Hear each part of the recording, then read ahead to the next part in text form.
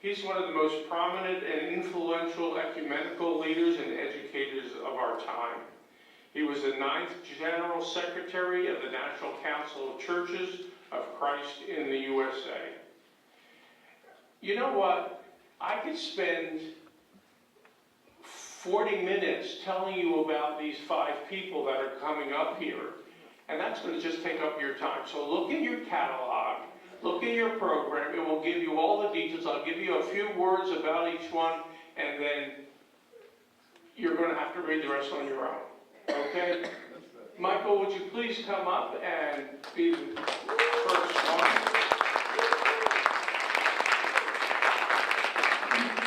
Now, we've just recently done a program with Michael, and he gave us an idea of the kind of thing that's going to happen this morning.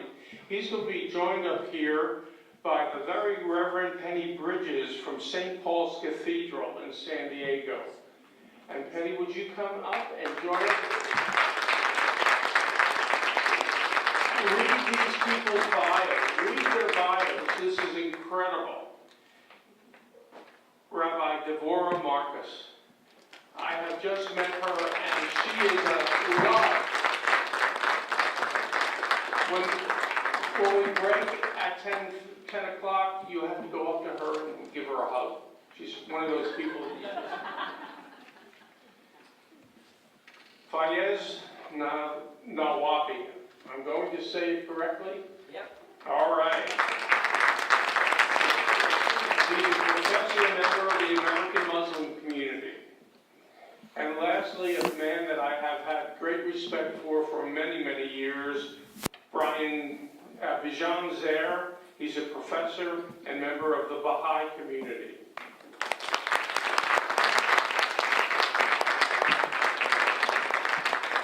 And with that said, I'm going to turn it over to Michael.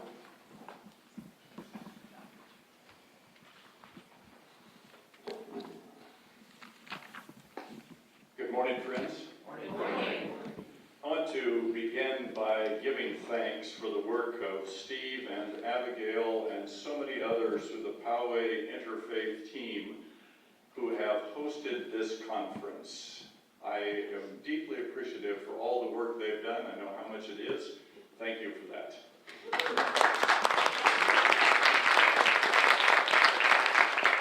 Beyond that, we have seen over the past year that positive relations among different religious communities should never be taken for granted. Amen? Amen. And so being here matters. I'm thankful to you for your participation in this important conference.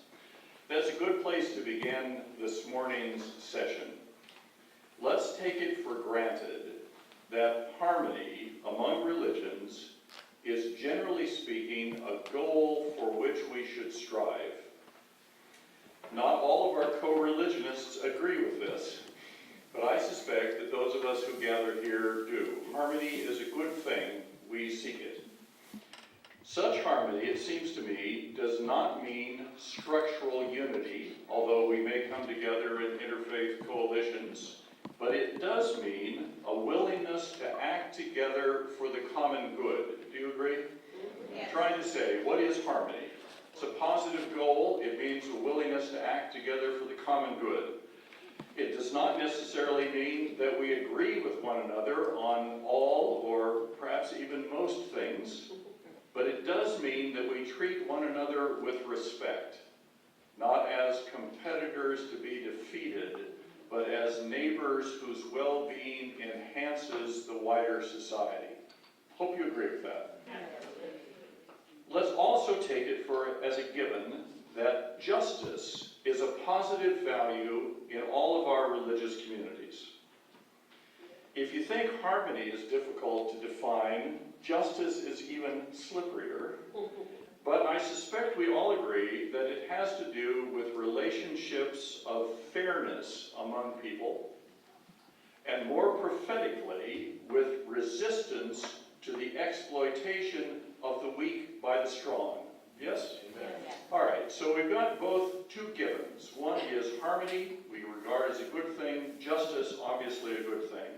Harmony and justice are by no means antithetical concepts, as we'll talk about this morning, but holding them together creates an inevitable tension. At the end of a conference in which we have lifted up the importance and value of harmony, it seems to me both appropriate and important that we think together about this tension and how we respond to it. That's the purpose of this session this morning. An example or two may help to clarify this tension.